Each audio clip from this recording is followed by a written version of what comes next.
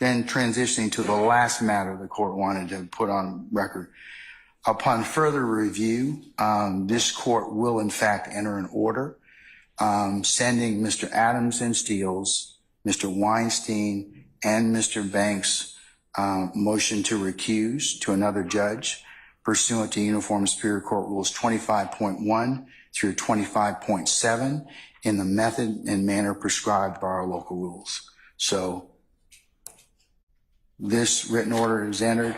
I will enter the order transferring it, and until such time as those two things are decided, then we'll be in recess until that time.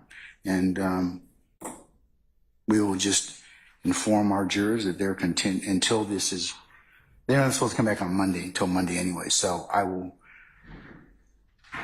have Deputy Ingram and Ms. Umana indicate to them that they are still on recess and we're continuing to work. So that's all I have for you at this point in time. Okay? All right. Ms. Novi, can I ask you a question before you start anything? Madam, didn't your law firm represent one of the co-accused in this case? How are you then? Do you have an actual or perceived conflict in this case? No.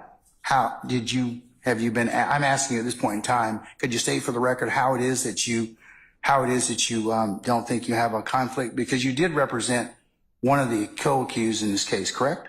I did. Okay. I did. He's been discharged. Your Honor, this has absolutely nothing to do with my representation of Sergio Kitchens. Haven't even discussed that or come up. And what happened in the ex parte proceeding, we're just representing Mrs. Bumpus, Attorney Bumpus, in what her position is with respect.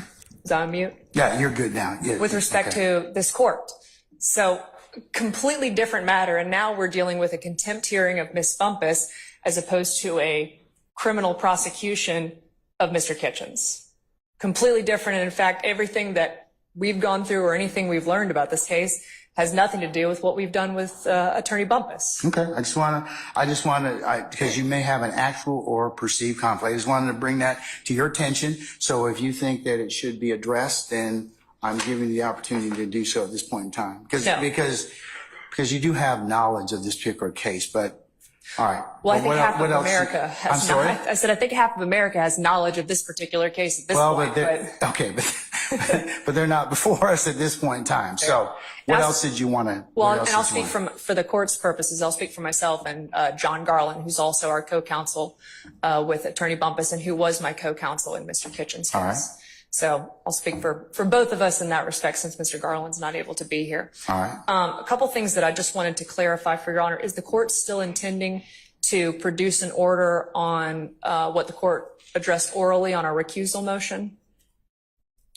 Yes, ma'am. I'm going to produce an order basically bundling all, since there are 3 motions to recuse, to one to be spun on the wheel so that we don't get 3 separate people hearing these particular matters. So I will do that effective today. Okay. So does that answer your question? It does with respect to that. The other issue was I think the court was holding under advisement our motion to quash. That makes this moot at this point in time. Okay. So since I'm not going to have a hearing at this point or at any time in the future, you can re-raise it at that point in time if you so desire. That's fine. So I'm telling you at this point in time, I have no desire to resolve that. I don't need to at this point in time. Okay. All right. Those are the questions that I had. Okay. All right. Madam, unless you have anything else, you all can be excused. Counsels, I'm going to go ahead and, like I said, work on this particular order. I actually memorialized the order in writing and the motion to recuse in terms of the sending it to another judge pursuant to 25.1 through 25.7.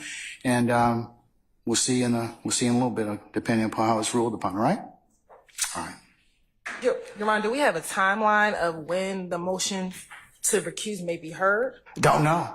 That has to go to another judge pursuant to our local rules. So it will be basically put on the wheel. Of course, I don't have anything to do with that. So as soon as our clerk, Madam Clerk, Miss Alexander and her team spin that, that's not within my information and purview. Is this something that we can expedite. I mean, the state does have very concerns that we hold the jurors indefinitely regarding this matter. Is there anything that could be expedited so that those decisions can be made on the motion to recuse and we can move forward with the trial? While I understand your concern, I think the rules of transfer and recusal are pretty clear. That I'm not going to comment on anything that is pending at that point in time. So hopefully it will get done fairly quickly in terms of somebody acting on it. Okay. All right, thank you, Your Honor. Okay. Anybody else? Mr. Steele, you rose just a second ago. Do you want to say something, sir? I thought you were recessed. Okay. All right. Okay. Okay. Then we're in recess and we'll see you in a little bit. Okay. All right. We're in recess.